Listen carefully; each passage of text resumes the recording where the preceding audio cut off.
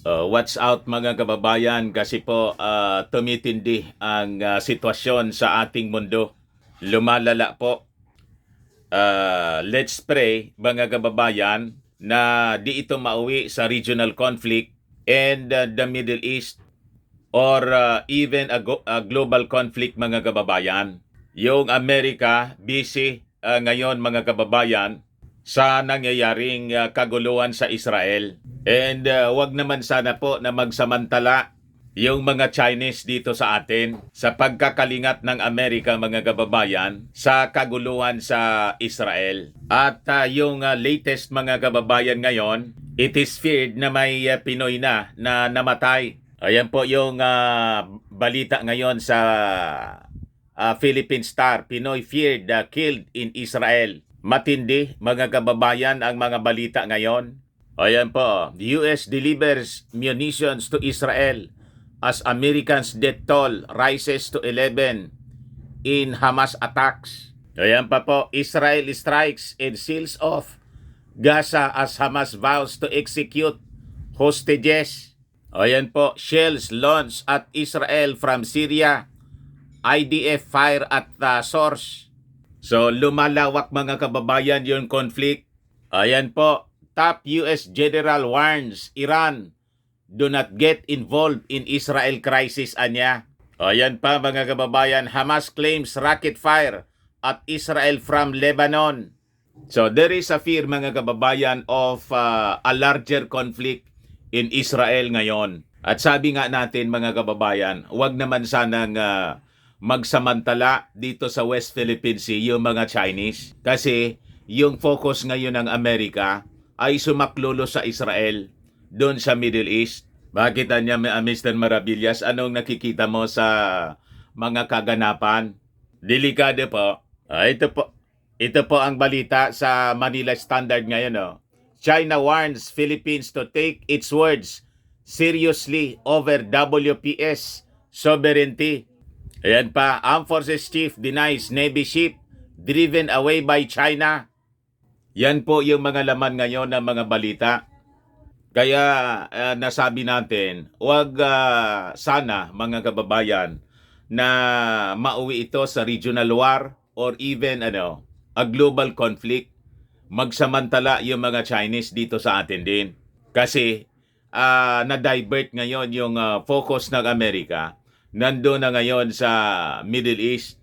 Baka samantalahin mga kababayan ng mga Chinese. Kaya sabi ko sa inyo, magbantay po tayong mabuti dito sa ating lugar in our region.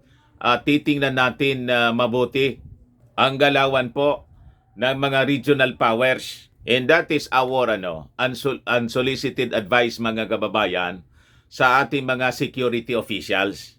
Pero I think aware din sila mga kababayan. Kaya nga si Defense Secretary Gibo Teodoro ay may billboard na pala na nilagay sa along EDSA to create awareness po sa mga kababayan natin. Ayan po. Sabi diyan, EDSA billboard alert, Gibo Teodoro calls out China's creeping occupation. Nakita po ninyo? Palala ng palala ang sitwasyon po natin. Hindi ko kayo ina-alarm. May nag-react kasi mga kababayan sa ating video. Iwasan po anya natin yung mga speculations. Ito po, hindi yung bastang speculation po na baseless yung sinasabi natin. Ito mga analysis na pinapalabas ko po sa inyo based sa ating mahabang experience po as a journalist for close to 40 years para makatulong po sa inyo sa paganda in as a believer, as a Christian believer po. Kasi ito po, lahat ito parte ng tinatawag na unfolding prophecy. So, obligasyon natin na mga believers na magpaabot ng mga warnings, not to alarm you, kundi para po tayong lahat ay makapaghanda. Pag hindi po, we will be overtaken by unfolding events. Mangyari niyan, Para tayong sinakluban ng langit at lupa na wala man lang tayo kaalam-alam. Di ba? But before ko mga kababayan na ibigay sa inyo ang mga kwentong ito, click subscribe muna dito sa ating YouTube channel and hit the notification bell para lagi po kayong updated sa mga kaganapan sa ating bayan at sa buong mundo. Like and share na rin po ninyo ng ating video. At wag na rin po ninyo na skip yung ating mga commercial ads para tuloy-tuloy lang ang pag-unlad ng bagong Pilipinas, the land of fear. Yan mga kababayan yung billboard ni Gibo sa EDSA. Sabi diyan, Gibo Teodoro calls out China's creeping occupation. Mabuhay ka, Gibo. Sabi rito, Defense Secretary Gibo Teodoro is pulling no punches against China's creeping encroachment into the country's waters. Teodoro's fiery anti-China sentiment made a debut on a flashy digital billboard along EDSA, a major thoroughfare in Metro Manila last week. You see, mga kagababayan, so sa kanyang mensahe, the defense chief sabi rito, sounded the alarm about China's aggressive actions and stressed the need for the Philippines to protect its territory. Kaya sinasabi natin po, mga kababayan, na bantay po tayo. Baka magsamantala po yung mga Chinese, biglang umatake po. Kasi yung Amerika, ang focus ngayon, na-distract yung Amerika. Although right now, may ongoing sama-sama 2023 po na naval exercises with 7 countries including America, France, Australia, Japan. Yung una ng diniscuss natin sa inyo last time, kahapon. So yun ang babantayan po natin mga kababayan. Sabi diyan, if you don't stop them, China is going to creep into what is within our sovereign jurisdiction, our sovereign rights, and within our territory. Sabi po ni Gibo Teodoro, the Defense Secretary's powerful post originally dropped on his Instagram feed. In the post, Teodoro affirmed the government's resolve to protect the country's territory from China bullying tactics. So yan mga kababayan, yung billboard ni Gibo along EDSA. Ayan po ang laman, malinaw. If we don't stop them, referring to China, China is going to creep into what is within our sovereign jurisdiction, our sovereign rights, and within our territory. Gibo Teodoro, Secretary of National Defense, mga kababayan. You see? So sa kanyang post mga kababayan sa Instagram, ito yung mababasa natin. In 2016, a significant ruling anya by an international tribunal in The Hague favored the Philippines in a maritime dispute. The verdict determined that China lacked a legal foundation for asserting historical rights over the majority of the South China Sea. Despite this ruling, Beijing has chosen to disregard it and persistently increase its influence in the region, a behavior that can be seen as an act of bullying. Sabi mga kababayan sa kanyang Instagram post ni Defense Secretary Gibo Teodoro. Sabi niya, we are determined to ensure this does not occur, standing resolute and unwavering in our commitment to safeguard and preserve the integrity of our nation's territory. Gibo Teodoro. So, bantay po tayo. Ang mismong nag-alert sa atin yung ating Defense Secretary. And sigurado, as Defense Secretary po, mga kababayan, siyempre, ang intelligence network niya malawak. So, siguradong may mga nakakarating sa kanya na mga intelligence information, intelligence reports, mga kababayan, about sa mga galawan ng mga Chinese dito po sa West Philippine Sea. O ngayon, going back doon sa Israel, ay yung sabi dito sa balita, Pinoy feared killed in Israel. Sabi rito, a Filipino may have been one of the casualties in the attacks on Israel by the militant Hamas group. Sabi po ng ating embassy doon sa Tel Aviv kahapon, matapos na madiscover po by Israeli authorities ang human remains with Asian features. Ang dami kasi na mga kababayan natin na nandoon nagtatrabaho. An embassy official said a DNA test on the body would be made to determine if it is of the female caregiver who according to a family member has been missing mula nang mangyari yung pag-atake ng Hamas militants. So sabi rito, leaders of the Filipino community in Israel alerted the embassy to the discovery of the remains. Embassy officials are in contact with the missing caregiver sister who was among the 23 Filipinos rescued from Hamas militants. Pero wala pa naman pong confirmation ngayon, sabi rito, referring to the identity of the remains which reportedly were already in the advanced state of decomposition, sabi ng ating embassy. So, yung ating embahada nag-dispatch na rin po ng team para magbigay ng assistance to evacuated Filipinos na naka-house po sa hotels as well as to check hospitals where some Filipinos may have been taken. So tuloy-tuloy yung pag-asikaso, mga kababayan, pagtutok ng ating gobyerno sa utos siyempre ng ating Pangulong Bongbong Marcos.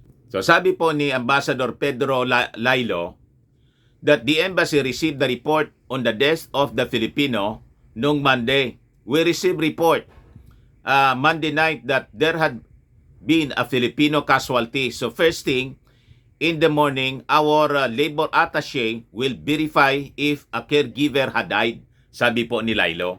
Yung ating Pangulong Bongbong, mga kababayan, nag-utos na ng whole government approach to help the Pinoys in Israel. Ayan po, mga kababayan, yung balita.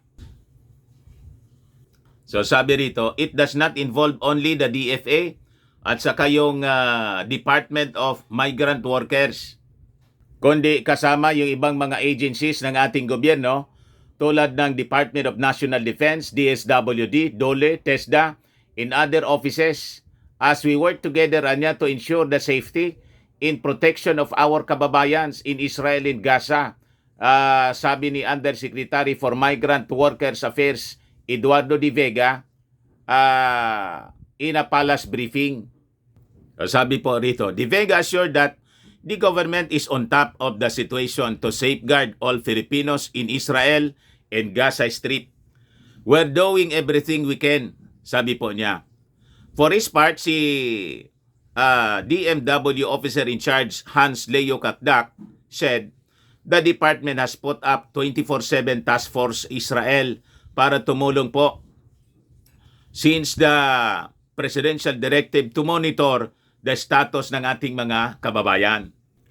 Sabi rito, we have received 83 requests for assistance galing sa mga OFWs and sa kanilang pamilya. And we had updated the status of 76 ng ating 83 OFWs mentioned in the request for assistance and are still seeking updates on the status of 7 more.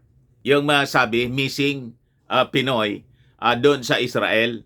Nasabi sa mga naunang balita, baka niya na kasama doon sa mga binihag ng mga Hamas.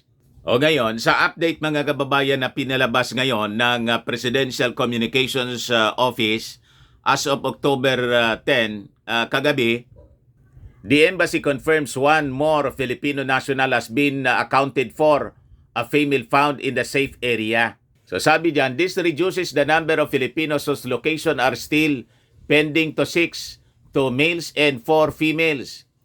Coordinating with Israeli authorities and local contacts, the embassy is exhausting all available means to a certain the conditions ng 6 na mga Filipinos. So sabi rito, of the 29 Filipinos whose locations were initially unknown, 23, 1 male, 22 females have now been found or rescued and brought to safe areas. Maraming salamat naman po sa mabilis na pag-asikaso, pag-respond ng ating gobyerno. So makikita po ninyo, iba ang galawan ngayon po ng ating gobyerno. Automatic siya.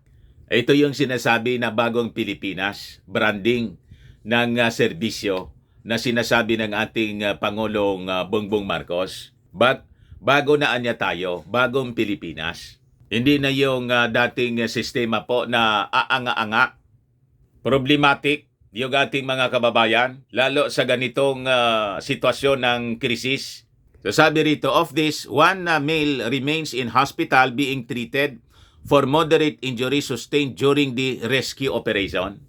So the embassy's MWO OWA team is now on its second day of providing assistance to evacuated Filipinos in the hotels where they are housed, as well as checking hospitals for possible admitted nationals.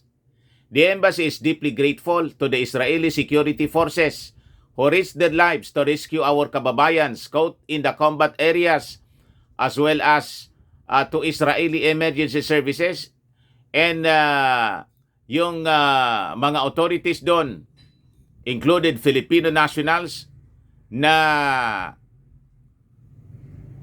involved sa evacuation operations.